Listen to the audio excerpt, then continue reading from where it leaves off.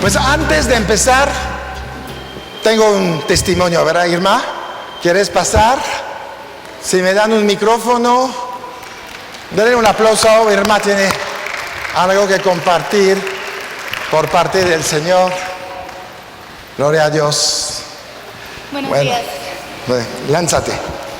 Bueno, yo soy muy nueva en esta iglesia, no en los caminos de Dios. Soy colombiana y encontramos esta iglesia con un grupo de mujeres y nos estamos reuniendo hace como 2 meses. Hace más o menos 1 mes y medio me diagnosticaron cáncer en el útero. Me encontraron en los exámenes los lóbulos blancos muy altos, entonces me hicieron todos los exámenes, me dijeron tienes cáncer en el útero, me hicieron una colposcopia, encontraron una lesión y pues para mí fue muy duro porque mi familia no es cristiana. O sea, yo le decía, y fue algo que el pastor me miraba, yo le decía, pues si Dios quiere, yo sé que está conmigo, ¿no? Pero él me decía, no, y resulta que yo decía, mi mamá, mis hijos. Pero bueno, dije, listo, no hay ningún problema. Me mandaron a hacer un examen para determinar el tipo de ADN del papiloma. Cuando hicieron el examen, la niña me dijo, mira, la lesión es visible, pero fue algo importante porque esa niña empezó a preguntarme si tenía hijos pequeños. Entonces yo le dije, no, mis hijos son grandes. ¿Y tú tienes hijos pequeños? Y me dijo, sí, tengo un hijo de 1 año. Yo le dije, ay, qué rico, eres recién casada. Me dijo, no, me violaron y tuve a mi bebé. Y empecé a hablarle de Dios. Salí de ahí, el martes siguiente tenía la cita con la ginecóloga para tomar una biopsia.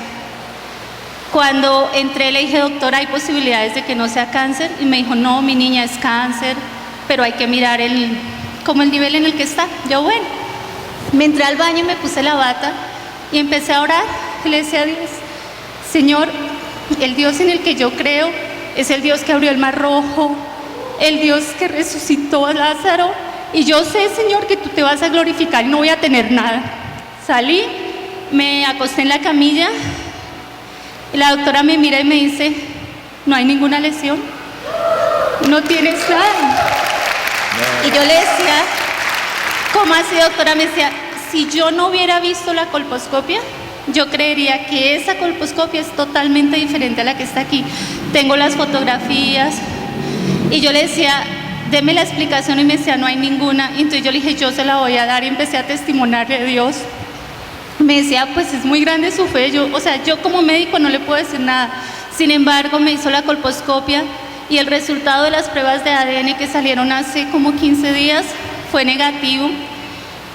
Es para la gloria de Dios. Yo vine a orar con el pastor y le dije, pastor, me van a hacer el examen. Él oró por mi salud y sé que Dios hizo el milagro porque cuando tú tienes fe, Dios está por encima de todo y soy sana.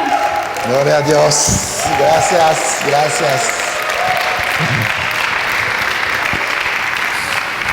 Así es Dios, ¿verdad? No podemos esperar menos porque Él se llama el Todopoderoso. ¿No entiendes? ¿Qué es un cáncer? Nada, ¿no? Es además ahí algo que no funcionó bien y Dios, como creador, te lo arregla.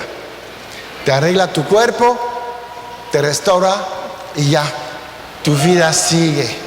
El diablo siempre quiere venir a matar, pero ¿sabes qué? Ha sido derrotado y su ejército ha sido cancelado, aniquilado. No hay. Hay puros derrotados, amargados, que tratan de intimidar a los cristianos que no tienen fe. Pero cuando tú vives cerca de Dios, Él no tiene ninguna manera de tocar tu vida, ¿verdad? Entonces debemos de vivir en esto. Lo que pasó a Irma te puede suceder mañana, y cuando te dan una mala noticia, le dices a esta persona, te equivocaste de periódico, porque en el mío dicen que todo va bien. Este se llama la Biblia. Amén. Bueno, vamos a entrar en la palabra. Vamos a ver lo que Dios tiene para nosotros hoy. Y quiero hablar de lo que es el ministerio de la justificación. El ministerio de la justificación. Y vamos para empezar con una palabra en 2 de Corintios 3. Segunda de Corintios 3. Sabes que nuestra vida debe de ser una vida de gloria. No podemos vivir de otra manera. ¿Entiendes? ¿Qué nos importa todos esos diagnósticos que trata de hacer la ciencia cuando nuestro Dios, por encima de la ciencia, dijo: por la llaga de mi Hijo Jesús, tú fuiste sanado hace 2000 años? ¿Qué puede decir la ciencia? Decir, como está escrito, Jesús es el Señor. Y se doblará toda rodilla delante de Él, ¿verdad? Las rodillas de la enfermedad, las rodillas de la ignorancia. No estoy criticando al conocimiento médico, pero hay un conocimiento por encima. Es el conocimiento de la revelación de Jesús en nosotros. Y esto está sobre todas las cosas. Amén. Mira, 2 de Corintios 3, 7. Y si el ministerio de muerte, grabado con letras en piedras, fue con gloria, tanto que los hijos de Israel no pudieron fijar la vista en el rostro de Moisés a causa de la gloria de su rostro, la cual había de perecer, ¿cómo no será más bien con gloria el ministerio del Espíritu? Porque el ministerio de condenación fue con gloria, mucho más abundará en gloria el ministerio de la justificación. Pablo nos está enseñando que hubo varias épocas en la historia, y hay lo que se llama el ministerio de la condenación, el ministerio de la muerte, que estaba escrito con letras sobre piedra. Y Pablo se refiere a los 10 mandamientos, Pablo se refiere a la ley. Y si la ley llegó con gloria, porque cuando Moisés bajó con la gloria sobre él había estado con Dios durante 40 días, mientras Dios estaba escribiendo la ley. Y Moisés bajó con esta gloria, porque la presencia de Dios estaba ahí, y él fue impactado, tocado con esta gloria. Pero Pablo dice, si hubo gloria en este momento, que era realmente para condenación y muerte, imagínate ahorita que todo es para gloria, que todo es para justificación, que todo es para santificación, que ya no hay ninguna condenación para los que creen, los que están en Cristo Jesús, ¿verdad? La Biblia nos habla de esta época que era el ministerio de la muerte, y no se refería a los sacrificios de animales, no, para nada, no, porque se hacían muchos sacrificios en el tiempo de Moisés. Los ceremoniales no son en el ministerio de muerto, porque no fueron escritos en piedras. Son los 10 mandamientos que estuvieron escritos, que fueron escritos ahí. Solo los 10 mandamientos fueron escritos en piedras. Y si durante la época de la ley, vimos ahí la gloria de Dios, ¿cuánto más vamos a ver la gloria de Dios en la época que vivimos, en la época de la gracia? ¿Sabes? Cuando no había perdón de pecados, en la ley no había perdón de pecados. Los sacrificios animales no perdonaban al pecado, cubrían el pecado, lo escondía un tiempo, y cada año tenían que volver a hacer los grandes sacrificios. Pero el pecado de la gente estaba sobre ellos, y la paga de este pecado siempre era la muerte. Pero Jesús vino, y Él se hizo el último sacrificio. Él ofreció su vida, y cuando murió y fue sepultado y resucitó, el pecado tuyo ya no fue cubierto, escondido, sino que fue borrado. Y si en la época de la ley, donde el pecado estaba sobre la gente hacía milagros, señales, prodigios, vencía, tenía conquistas enormes, ganaba batallas tremendas, abría Dios el mar rojo y pasaban en medio, daba agua de una roca, daba de comer diario a los que eran pecadores, con la señal del pecado en sus vidas. Imagínate lo que te está esperando en esta época, que ya no se te ve ningún pecado, que no hay nada que te separa de Dios, dice la palabra, que a donde estés, estás en victoria y tu rostro resplandece con la gloria de Dios. Y como no como dice ahí en Corintios, una gloria que iba a perecer. La gloria que Dios ha puesto sobre ti ahorita es eterna, nadie te la puede quitar. Pero el diablo te viene a decir que no es cierto. El diablo te viene a decir que es una mentira. El diablo te viene a decir que tú eres un pecador. El diablo viene a decir que, ¿sabes qué? No eres tan bueno como lo dice la Biblia, y te recuerda lo que hiciste mal ayer y hoy y que lo que puedes hacer todavía mañana. Pero el único que va a hablar de pecado en tu vida es Satanás, porque él habla de lo suyo. Dios no habla del pecado. Dios habla de la gracia. Dios habla de la redención. Dios habla de que eres santo.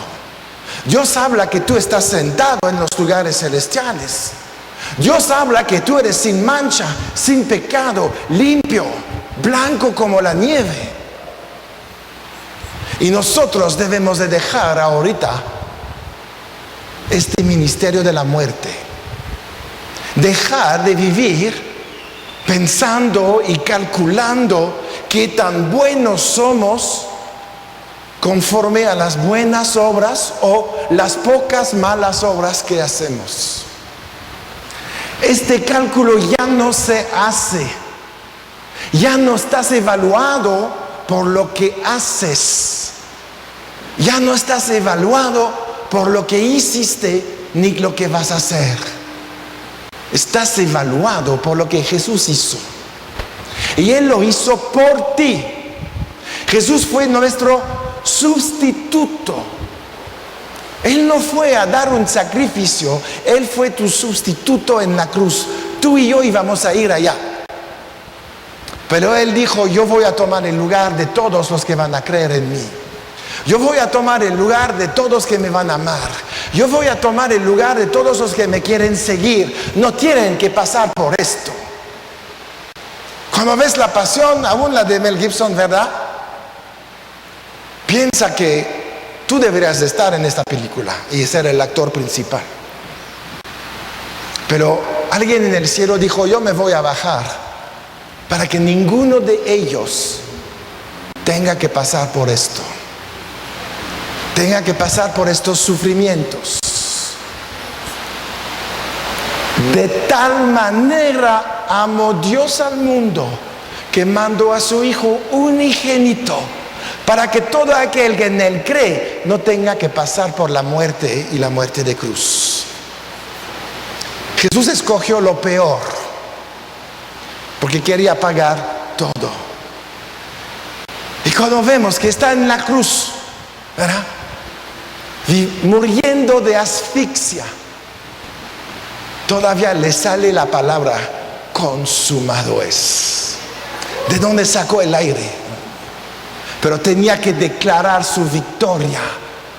Y es cuando se rompe el velo, es cuando hay un terremoto. ¿Sabes? La palabra consumado es tuvo un efecto sobre el planeta, sobre el infierno.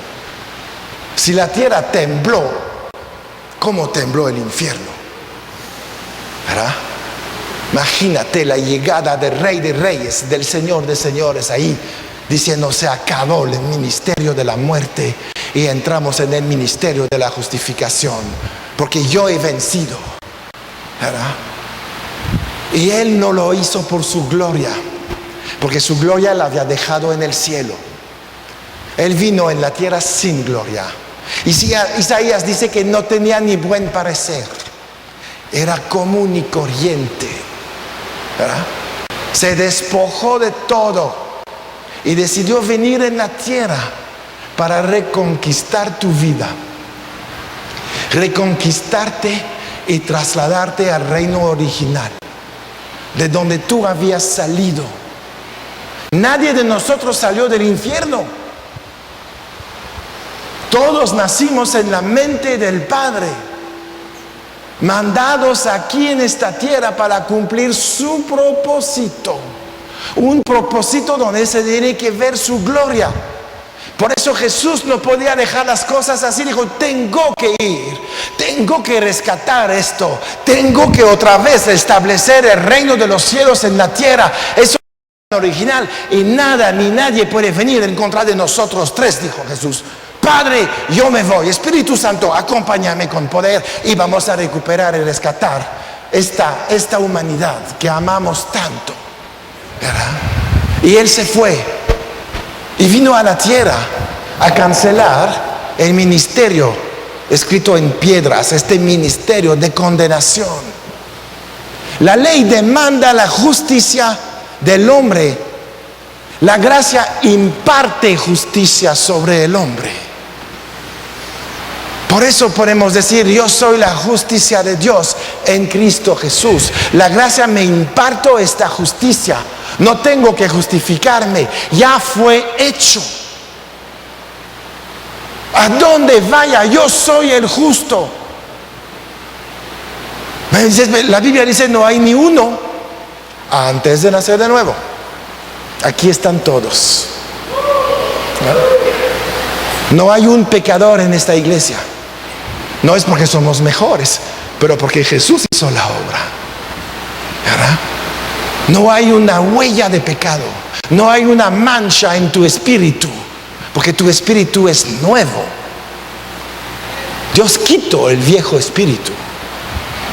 Dios te renovó, no te reparó, te hizo nuevo. Muchos todavía piensan que bueno, estamos mejorando, sí, en la mente, pero el espíritu es un espíritu nuevo, a imagen y semejanza de Dios, conectado con el espíritu de Dios y que tiene todo el poder del universo ahí, ¿verdad? Y tienes que empezar a creer, porque tu pecado no se mide sobre tu mente ni sobre tu cuerpo, sobre tu espíritu, y tu espíritu ya no tiene rasgos de pecado. Lo que pasa es que siempre buscamos al espejo, el que tienes en tu baño, ¿verdad? Este espejo es un mentiroso, es el mismo que Blancanieves tenía. El espejo verdadero aquí está. Este es la verdad acerca de ti. Es lo que tu Creador dice. Hoy eres nueva criatura y las cosas viejas pasaron. Hoy tú fuiste reconciliado a través de mi Hijo que hizo justicia por ti. Hoy eres mi Hijo amado en quien tengo toda complacencia. Hoy puedes entrar en mi presencia. Te estoy esperando.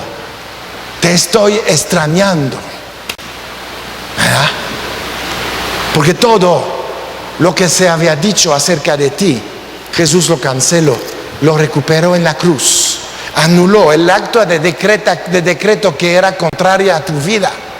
Acuérdate, clavándole en la cruz, triunfando sobre todo principado y potestad. Colosenses 2, ¿verdad? La victoria es de nosotros. Jesús ganó, pero te entrega la victoria. Por eso te dice, eres más que vencedor. No hiciste nada y lo tienes todo. Todo. Porque Jesús hizo la obra que la ley demandaba. Él pagó. Él hizo la obra. La gracia imparte perfección.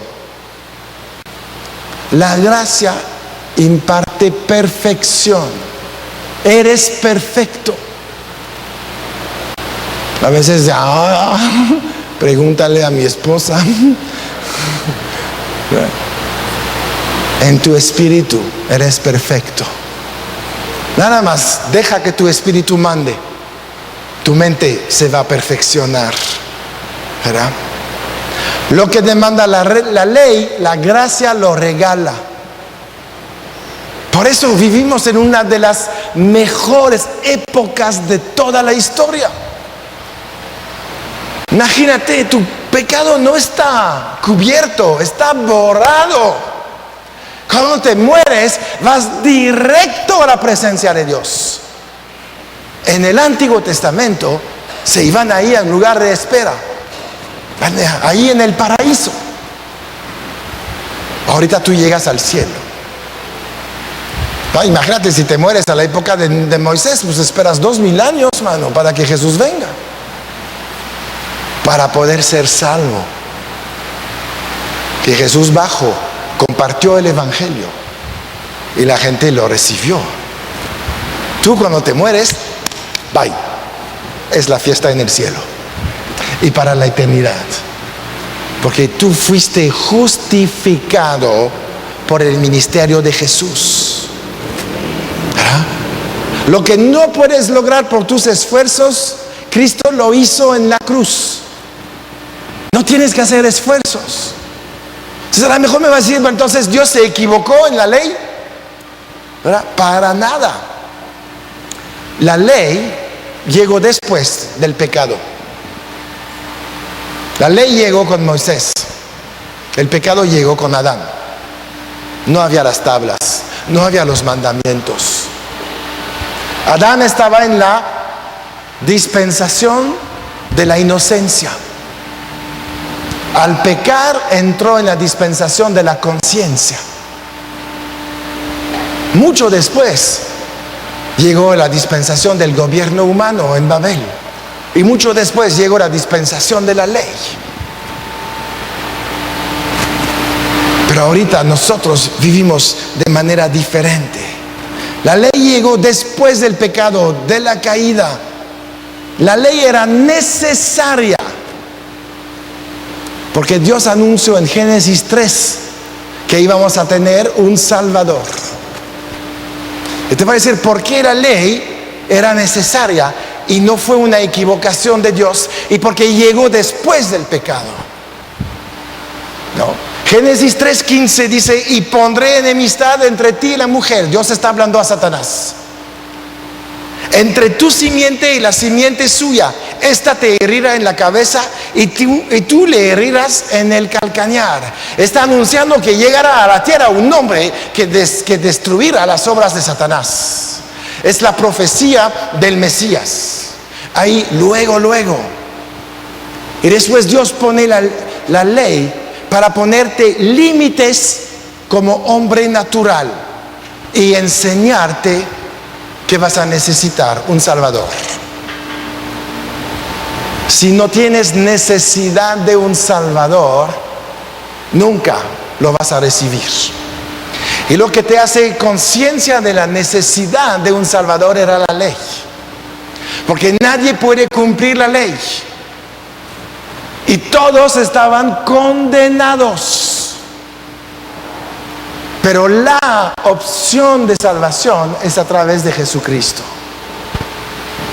Dios se despoja de sí mismo, viene con hombre, toma forma de siervo, no aferrándose a ser Dios, dice la palabra. Y Él vive como nosotros ahí, en medio de nosotros.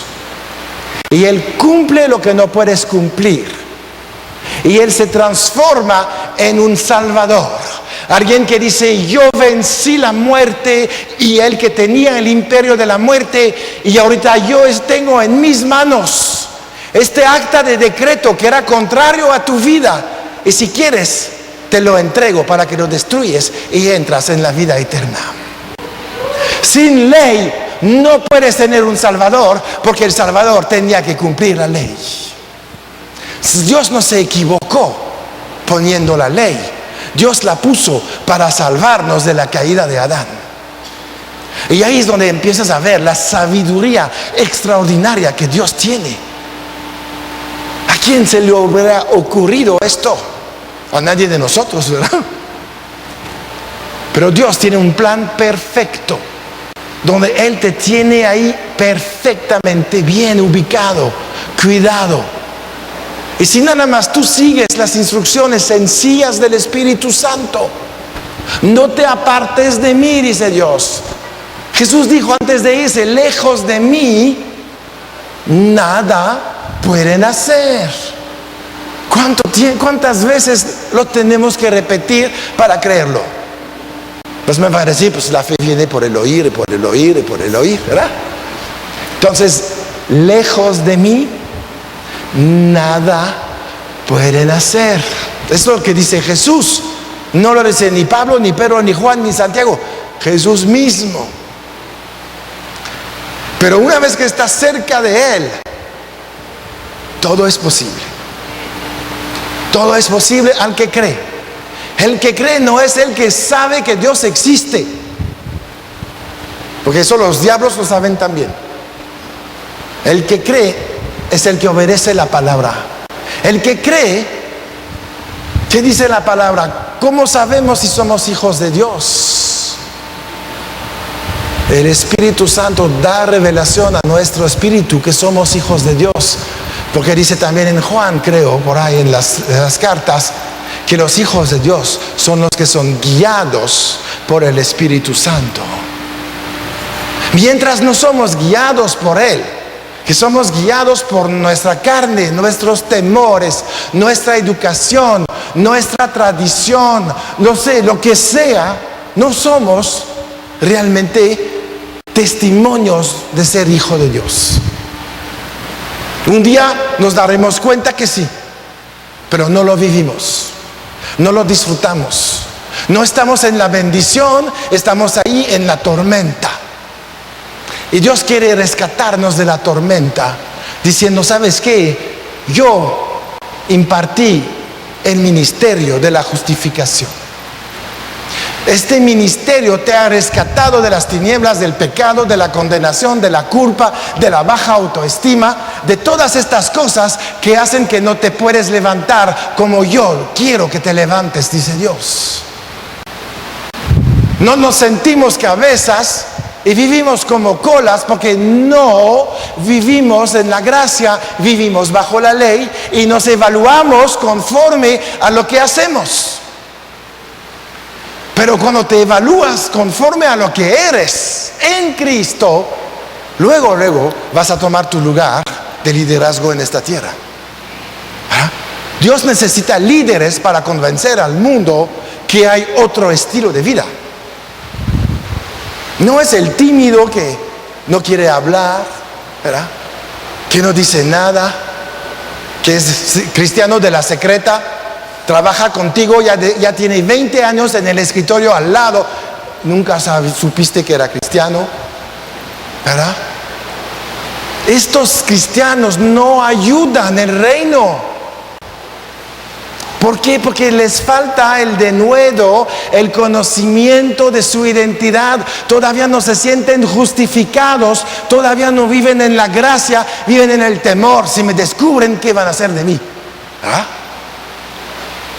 Por eso no llegas a ser cabeza, porque la cabeza de una empresa, la cabeza de un país se ve de lejos, porque Dios te pone en los lugares altos, siempre por encima, nunca por debajo, dice Deuteronomio 28. Ahí Dios nos quiere. Pero como les digo siempre, ¿no? Llegas a tu casa y que alguien grita, ¿quién llegó? Nadie, yo. ¿Es esto el Hijo de Dios, el embajador del reino? Nadie. Eres importante, porque cuando tú bajas al infierno, ni te preguntan quién eres, huyen delante de ti. Diablos que tienen poderes sobrenaturales se enteran que estás llegando donde están y tienen miedo. Pero si tú llegas como siempre, pues nadie, yo, no, pues no vas a mover a las tinieblas, no vas a transformar el lugar donde vives. Lo que pisa la planta de tus pies se queda como está. No conquistas territorios. Pero la Biblia dice que nosotros estamos aquí para conquistar, ocupar lo que Jesús ganó por nosotros y no dejárselo al enemigo. Tu cuerpo es tu primera conquista, debes de estar súper sano. La segunda conquista, tu cartera llena de billetes para distribuir, no para guardar. Tu mente debe de estar llena de gozo y de paz, que no importa lo que escuchas, tú sigues riéndote. ¿Ah? Te dicen que ya hay un cáncer. ¿Qué chiste? ¿De dónde lo sacaron? ¿Verdad? ¿Verdad, Irma? Hablan de cosas que no existen. Mira, es muy bíblico. Ven las cosas que no son como si fuesen, ¿verdad? Pero en lo equivocado. Nosotros tenemos una gran revelación de poder vivir en la gloria de Dios. No tenemos que buscar una gloria propia. Dios te ha dicho, yo te entrego la mía y disfrútala. Y empieza a enseñarla a las naciones. Empieza a enseñarla desde tu casa. Cada vez que tocas algo, esto prospera, porque en ti está la vida. ¿Sabes? En tus manos, cuando las pones sobre alguien, impartes vida. Cuando tú hablas, tu lengua puede provocar vida. Deja que el mundo hable muerte, pero nosotros podemos hablar vida. Vida a tus ventas, vida a tu familia, vida a tu matrimonio, vida en tus hijos, vida en todo lo que haces. ¿Sabes? Nos morimos en Cristo, pero resucitamos. Vencimos la muerte en todos sus aspectos, no solamente física. La muerte de tu empresa, la muerte de tu matrimonio, la muerte de tus ideas, de tus sueños, la muerte de tu inteligencia. Resucitaste más inteligente que antes, porque tú agarraste ahorita la sabiduría de Dios, y eso nadie te lo va a quitar. Y no se mide por tus diplomas, se mide por la presencia del Espíritu Santo dentro de ti. No depende de ti. La gracia no te va a exigir ningún esfuerzo, te va a pedir fe. Cree que lo recibes. Marcos 11, vamos ahí. Marcos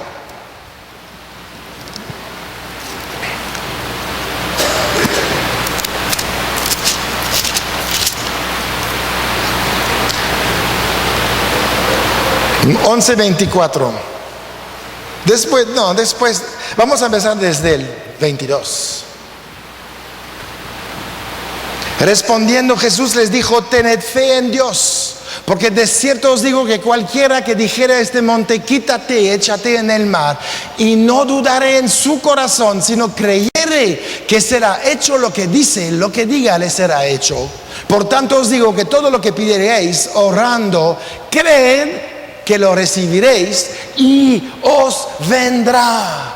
Pero lo primero que dice, porque los discípulos ahí habían visto la higuera morir, ¿verdad? Dice, wow. Jesús habla, ¡paf! Sucede algo.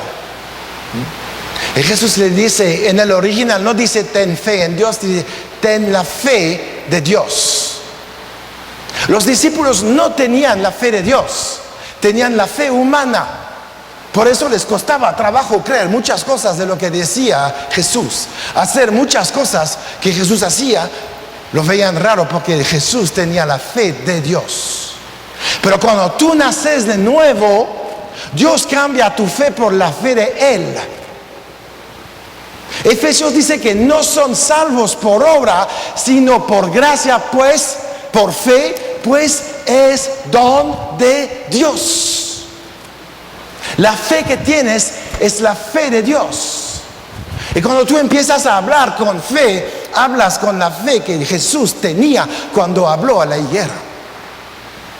Y cuando tú vas a hablar vida, no importa cómo se llama tu Lázaro, se resucita. Y cuando tú vas a hablar muerte, no importa cómo se llama tu higuera o tu montaña, esto se va a desaparecer. Porque hay poder. Porque has sustituido tu fe humana por la fe de Dios. Y hay poder en lo que vas a creer. Por eso dice en el 24, todo lo que pides creyendo, a veces vendrá. No, lo recibiréis. Dios no pone ahí condiciones, circunstancias. Lo que pides creyendo con la fe de Dios, lo recibes. Y la fe de Dios está dentro de ti. El espíritu, tu espíritu, está lleno de semillas para dar fruto. Que es bondad, templanza, amor, todo eso. Y uno se llama fe. Lo que ha sido sembrado en ti no es una fe humana, es la fe de Dios. Y con esta fe, tú puedes mover montañas. Jesús habló de montaña. Después habló de un árbol, también lo mandaba al mar. Mover circunstancias, meternos en lo sobrenatural, hacer milagros. Un milagro es más que una sanidad. Un milagro es cambiar un curso natural de las cosas. Pasar una montaña de donde está a otro lugar es un milagro. Y fíjate que en 1 Corintios capítulo 12 nos habla de dones. Y en los dones del Espíritu viene el don de hacer milagros. Entonces, no es ahí unas cosas extraordinarias. Hay gente en esta iglesia que tiene este don. Porque la iglesia es un cuerpo y en el cuerpo están todos los dones. Y Dios te dice, va a haber problemas, va a haber montañas, pero con la fe que tienes en esta época, no hay ningún impedimento para que digas a tu montaña, ahorita échate en el mar, y la montaña se va. Que sea simbólico o real. No debemos delimitar a Dios. Nuestra fe sirve para todas las cosas, grandes o pequeñas. La ley nos ha llevado a tener un Salvador que nos ha metido en una nueva dimensión para nuestras vidas. Una dimensión de poder, de autoridad. La ley daba poder al pecado. 1 Corintios 15.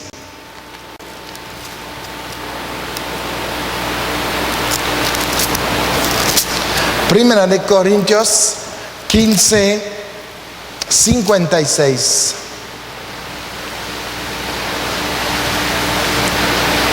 Ya que el aguijón de la muerte es el pecado y el poder del pecado la ley. Si tú has dejado la ley y vives en la gracia, el poder del pecado ha sido cancelado. Ya no puedes decir, es que no puedo con este pecado, porque ya no tiene poder, porque en la gracia el poder ha sido quitado al pecado. La muerte ha sido vencida. El pecado ya no funciona. Pero cuando nos sentimos condenados, cuando vivimos en un ambiente donde se condena, es donde surge el pecado en abundancia. Las iglesias, que siempre los domingos el sermón es regañar y condenar a la iglesia, son las iglesias donde hay más pecado, porque el poder del pecado es la ley. No estamos ahí para vivir bajo la ley. La ley era antes de Cristo.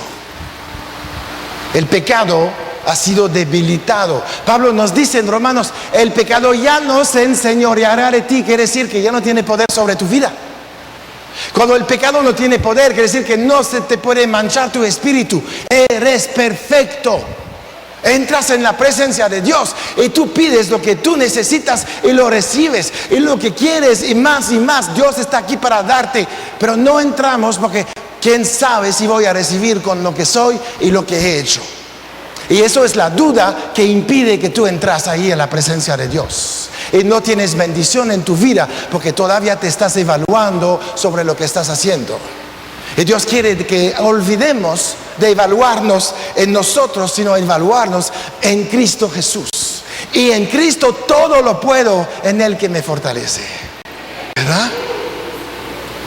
Efesios nos habla todo el tiempo de estar en Cristo.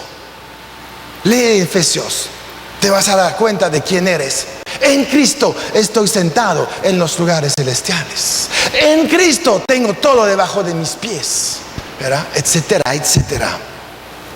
Romanos 6, 14.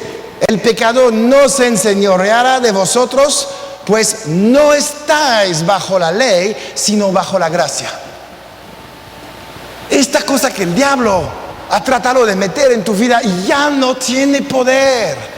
Ni lo puede meter si no le abres la puerta, porque estás bajo la gracia. No hay ningún pecado que pueda entrar en tu vida si no lo dejas entrar. Qué fácil, ¿verdad?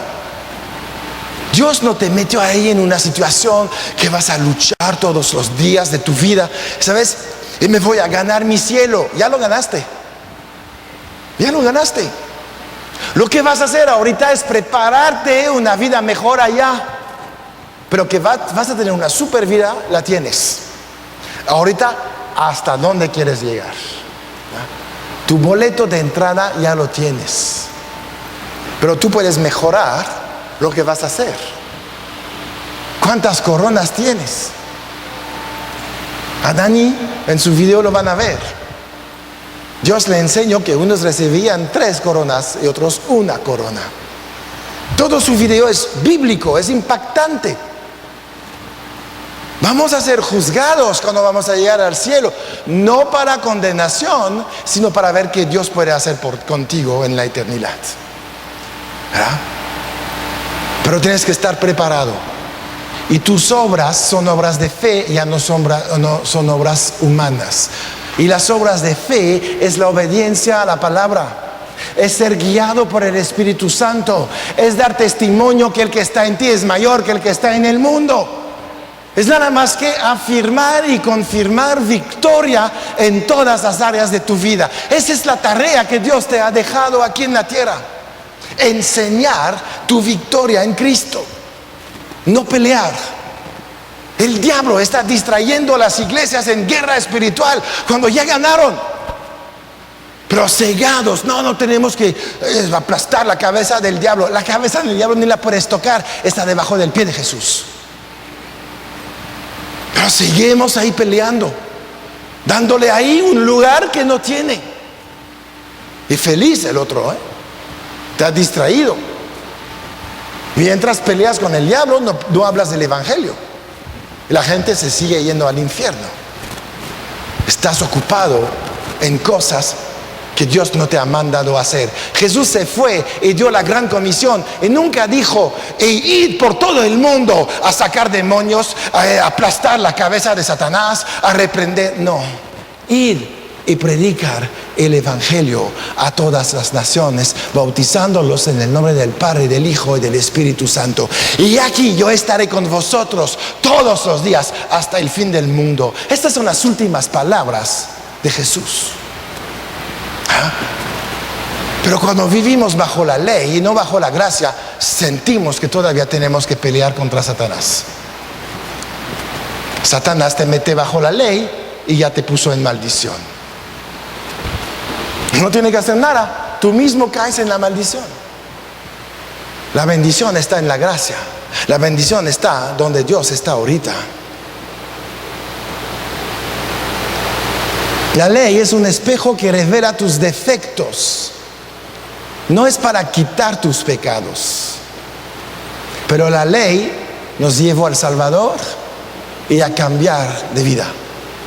Y ahorita disfrutar de la vida de la gracia. Dios quiere que vives ahí. Dios no quiere que estés en el mal. Pero había un árbol, ¿no? En el Edén, del bien y del mal. Entonces, ¿por qué lo puso ahí? Si no podemos saber nada, ¿verdad? Conocer la ley no te acerca a Dios. La ley produce religión. La ley produce conductas para tratar de hacer las cosas en nuestras manos. pero no produce una relación con Dios. La gracia te pone en una relación con Dios, porque la gracia dice que tienes acceso a la sala del trono de gracia, mientras la ley te condena a muerte. La muerte espiritual es la separación con Dios. Por eso no podemos vivir bajo la ley, ¿verdad? El amor, la relación con Dios determina nuestras acciones, nuestra obediencia, ¿verdad? No el temor del castigo. Ya no hay castigo para tu vida. No hay castigo. Fuiste castigado en la cruz con Jesús. En la ley dependemos de nuestros esfuerzos para hacer el bien y alejarnos del mal. Y cuando el hombre depende de sí mismo, está destinado a fallar. Por eso Dios mandó a Jesús. Escoge la vida. Eso no ha cambiado. En el Edén era así: escoge el árbol de la vida, no el árbol del bien y del mal. En Deuteronomio, escoge la vida y no la muerte, para que te vaya bien a ti y a tu descendencia. Después viene Jesús: escoge la vida y no la muerte, etc. Escógelo a Él. Dios te quiere ver ahí tomando buenas decisiones, ¿verdad? El árbol del bien y del mal lo plantó Dios y dijo que era bueno. La ley es algo importante. No tenía el propósito de ser cumplida, porque el hombre no la puede cumplir. La ley estaba ahí para enseñar un parámetro entre Dios y el hombre. Y cuando el hombre pecó, Dios tuvo que sacar al hombre del Edén, porque estaba ahí el árbol de la vida. Y dices: ¿pero por qué? Porque el hombre había caído y tenía que morir por su pecado. Y el árbol de la vida estaba ahí guardado. Ahorita está guardado por querubines y una espada tremenda, porque si tocas este árbol de la vida, eres inmortal y no tienes acceso a la salvación. Tienes que morir. La sabiduría de Dios es impactante.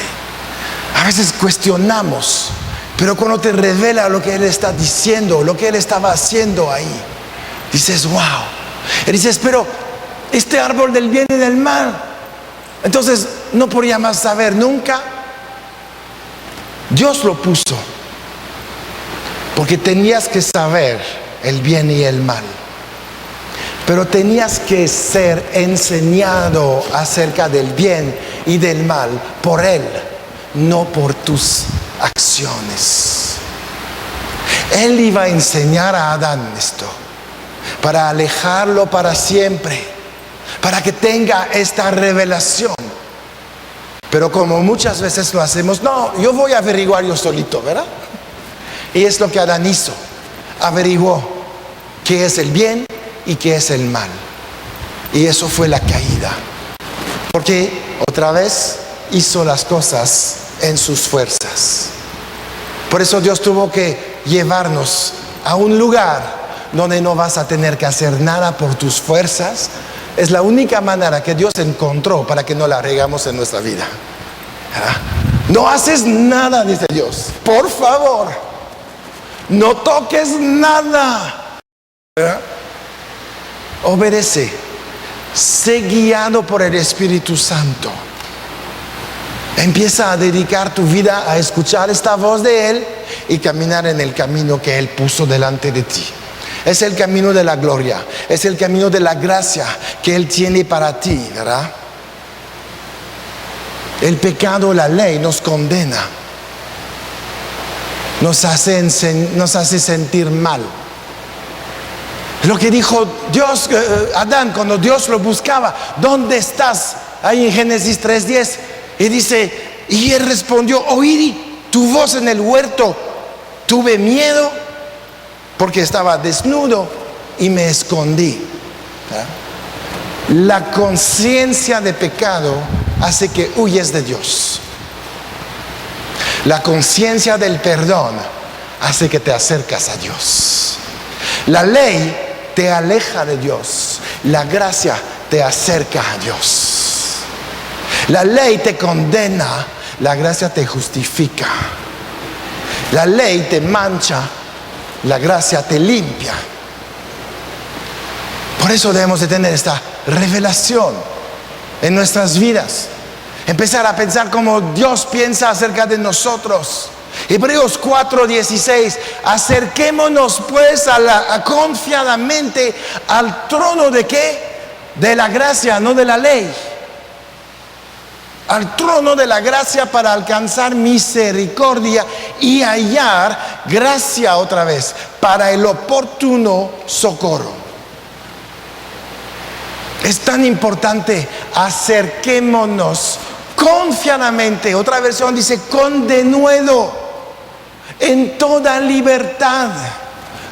La sala del trono no es del juez, es del Padre Celestial, ¿verdad? Que cuántas veces pensamos, no, si me acerco a Dios me va a regañar. ¿Ah? Y Dios no te puede regañar, ya te regañó hace 2000 años sobre todo lo que ibas a hacer. No hay un pecado que se puede ver en tu vida. Por eso no pedimos perdón cuando pecamos. Vamos confiadamente a la sala del trono de gracia para encontrar ahí el socorro que necesitamos para poder cambiar de dirección. Los que van para pedir perdón están listos para volver a hacer lo mismo. Pedir perdón es ser irresponsable de sus actos. Jesús nunca dijo, vayan a pedir perdón, dijo, arrepiéntense. Arrepentirse quiere decir cambiar de dirección, ir del otro lado y tomar nuevas acciones, nuevas direcciones para nuestras vidas. Es que los que te piden perdón te lo piden 7 veces 70 por día. Y no cambian. Porque si tenemos que perdonar tanto, es que no hay arrepentimiento. Nosotros debemos de ir a la presencia de Dios para tener ayuda para lograr el arrepentimiento. Me acuerdo de lo que dijo Anel, ¿no? Está bien que vengas con un problema, pero no el mismo que el año pasado, ¿no? ¿Qué está pasando con tu vida? ¿Vienes a pedir perdón o vienes a buscar ayuda para cambiar? Jesús habla en Apocalipsis y de la gente que está ahí y siempre empieza al que venciere, no al que siempre está derrotado, no al que siempre viene a pedir perdón, al que vence, al que toma su vida ahí y dice, ahorita Señor, pues ayúdame, la tengo que modificar, no voy a seguir así, yo tomo la decisión de parar esto, no volver otra vez, Señor, perdóname, ya volví a caer, va a suceder, ok, no vamos a ser perfectos a la primera, pero vamos a empezar a reducir la frecuencia, ¿verdad? Vamos a empezar a ver victoria. Es que una batalla no se gana ahí que al primer día disparas y matas a los enemigos en una vez, ¿verdad?